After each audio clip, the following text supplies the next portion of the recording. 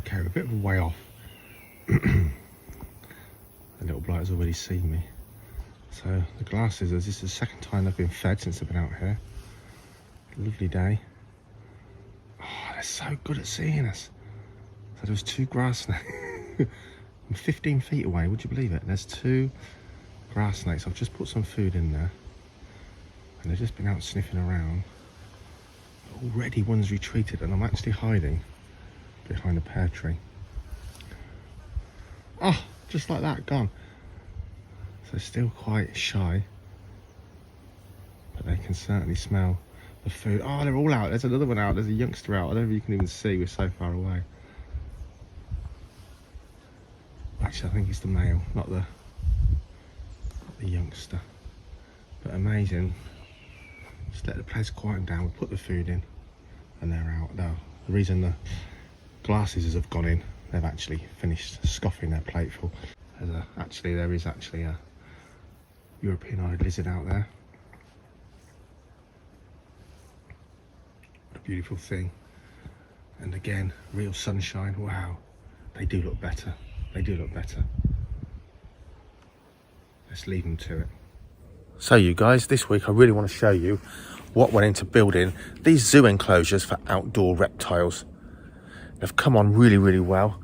Thanks in no part to Dennis, my retired chippy and falconry friend, who, to be honest, said to me, Dave, you get the bits, I'll construct the panels for you. Do you know what?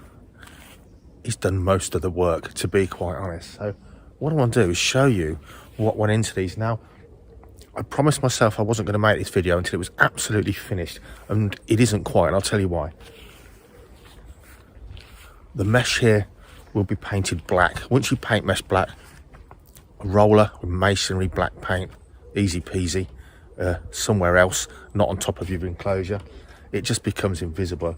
So the front half lifts up and flops back when we're open to the public. The rest of the time, when there's no one around, it's quiet, these are shut, and that's to keep out vermin. Now, vermin can be whatever you want, just like a weed. It's to stop buzzards jumping down off the wall straight in and getting the reptiles. It's to stop rats, weasels, and so on. Jackdaws, especially for the smaller stuff. Whoa, nearly went over. Along here, the path isn't finished. Comes along the meadow, around the front here, and it's going to come all the way along these enclosures. I haven't got that finished either, but I really want to show you these things, so you'll have to forgive me for the finer detail, such as this mess here. Remember, this is going to be a double version of this, or rather one of these without the central divider.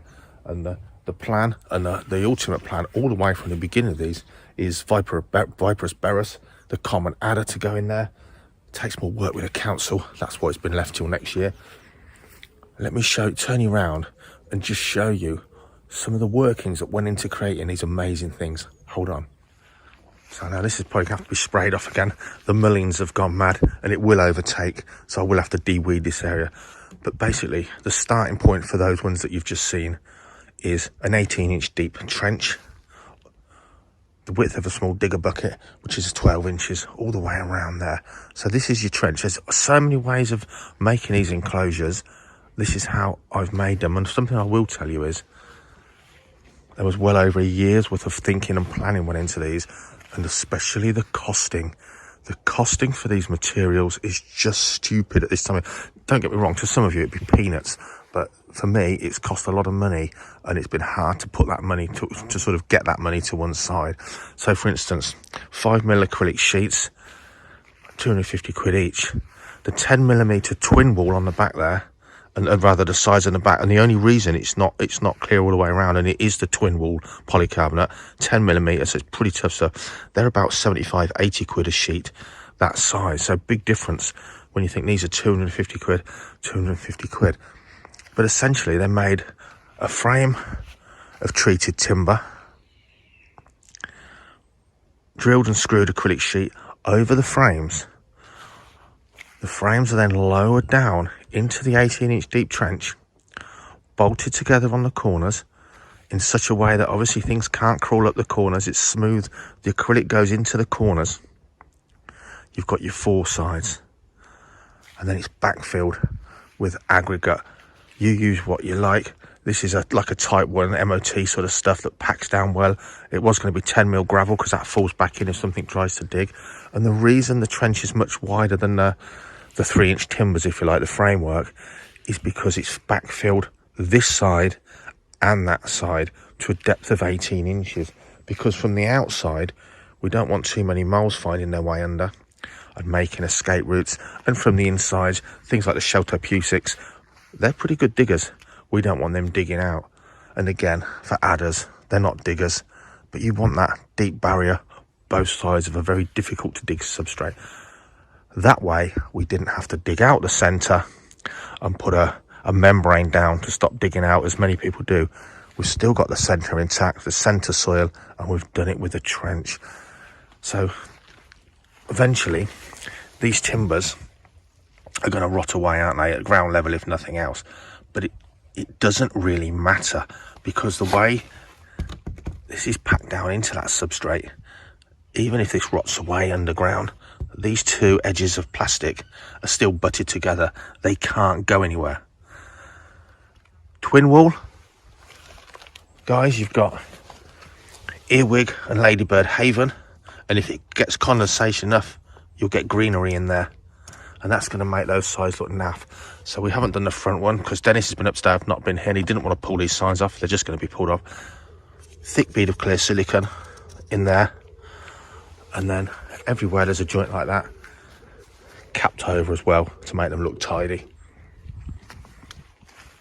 So that's essentially the framework. Scaffold boards for the top overhang, which gives a good overhang, stop things getting out. Not that they will, because it's 4 foot high from inside ground to the top there. That's 4 foot plus that 18-inch underneath. But you've got that overhang, something to lean on and look in if you're the public, of course. And then on top of there, a simple hinge frame to stop birds and other things getting inside there.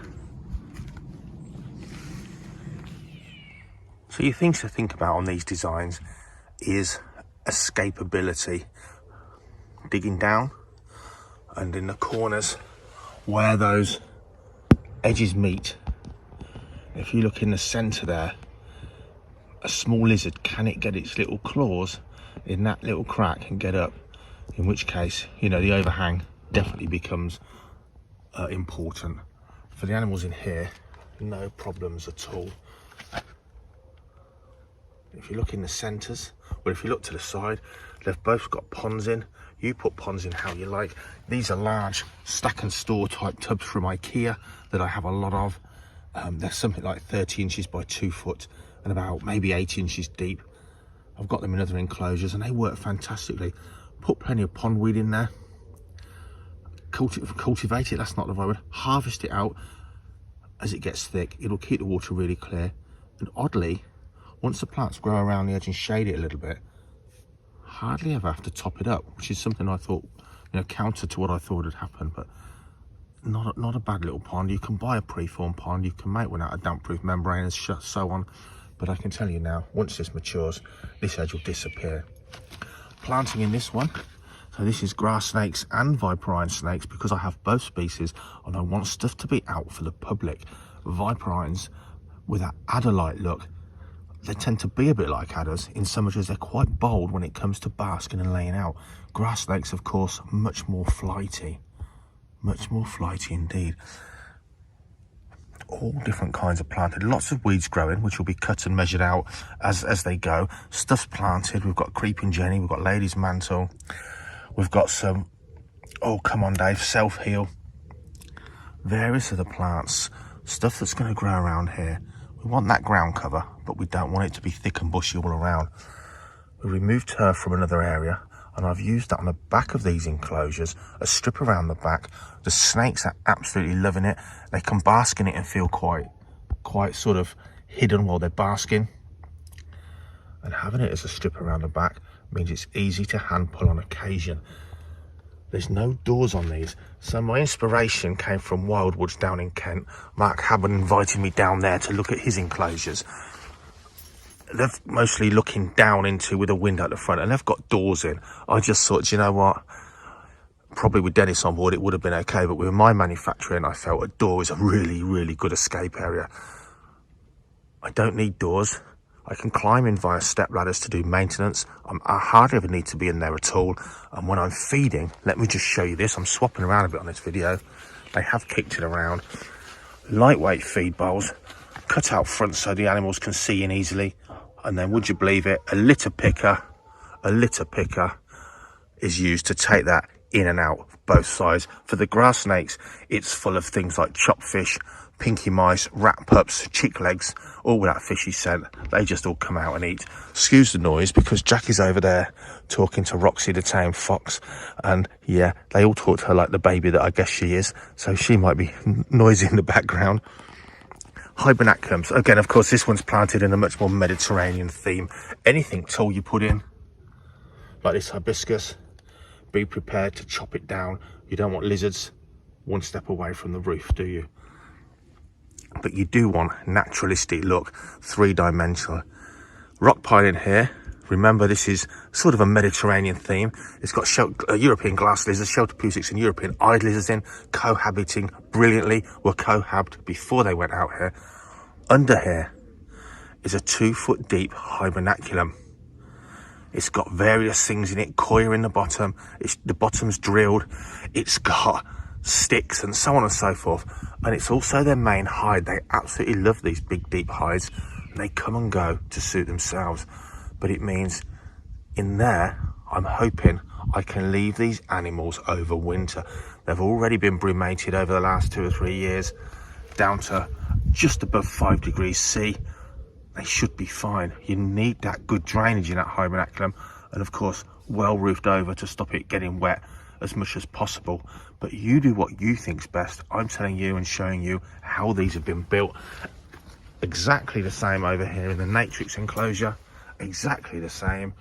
2 foot deep hibernaculum under that log and bark pile. We're going for naturalistic, but we've still got stuff built in there to hopefully make sure these things actually work out. But like I say, I don't need to access them. You don't need to be in there. It's easy enough to just put a step ladder here and a step ladder inside and get in. Perfectly easy for the minimal maintenance you're going to need to do. And as I say, this is brilliant. Works a treat. Lightweight feeding bowl and a litter picker to lower it in and pull it back out. All animals feeding and thriving in these enclosures. It's not just about that natural sunlight and that extra space. It is about the visual. You really want these things to look natural, and in 12 months time they will look completely natural and completely different. You won't notice any edges to the pond area, any kind of pond in your garden. If you can see a bit of edge, it takes away that illusion. You've got to have stuff growing over and keeping that edge covered if you want that real naturalistic look. But for sure, I know I should have left it in this video till it was finished, but once that wood chip path is finished along the edge here, they look amazing. You can see where the glass lizards slither along the front, and they've discoloured it with a bit of the dust of the dirt of the soil. But honestly, when these were first done, you could have walked into there and banged your head. Ground level, it looks like it's at ground level, just feeding across, just feeding into there.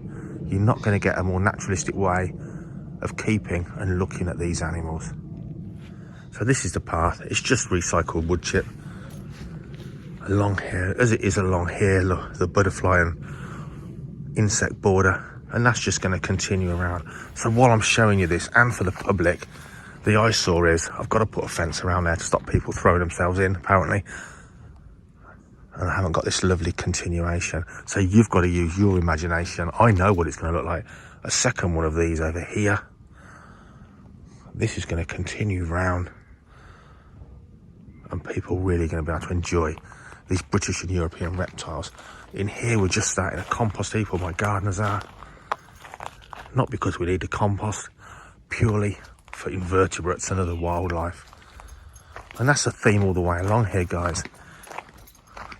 Getting people outside, getting people to think about what they can do in their gardens, and for me and you, trials of things like these. So we've got the slow ones in there, just a few. The rest are actually in open top enclosures off display. And I'm sure you've seen this before. Oh God, who's that fat bloke? A recycled steel shed with tropical snakes in, Vietnamese blue beauties, and a bull snake from North America as a trial run. And I can tell you guys, they're feeding and thriving, and it's been down to about 7 degrees because we had such a cold spell late spring. But you get the idea. Now be advised, the design of these was my idea. Keeping these animals like this was not my idea. The same with the Vietnamese blue beauties. This outdoor enclosure lark is being pioneered in the UK and other northern European countries by people far more adept than I am. I'm definitely piggybacking on these pioneers of keeping animals, reptiles and amphibians outdoors. It's got to be the new wave, the new big thing here in the UK, Northern Europe, because do you know what? The sky's the limit. Just from the stuff I've trialed and other people have trialed, most North American and Northern European herps will thrive here in the UK if given the amount of sunlight, as in a south-facing wall. The sun comes up here, and these guys are in sun from late morning onwards for sure. Positioning for sunshine is critical, or not, depending on your species. And those Hibernaculums, if you're going to leave them out there all winter long, they need to be deep and well drained, just in case. But keeping these animals out here, if you haven't tried it, it is so different. It doesn't matter the quality of your lighting indoors. Nothing holds a candle to the sunshine and the colours and vibrancy of these animals. I don't care whether they need UV or not to be healthy, but from our point of view of enjoying them, the more naturalistic and outdoors it is, guys, the more you're going to love it. And this can be done on a tiny, tiny scale. It doesn't have to be 8 foot by 8 foot enclosures. It really, really doesn't. You'll be surprised at what you can do with a large stack and store tub with a mesh lid. You really will. Hope you've enjoyed the video. Check out the playlist, like and subscribe.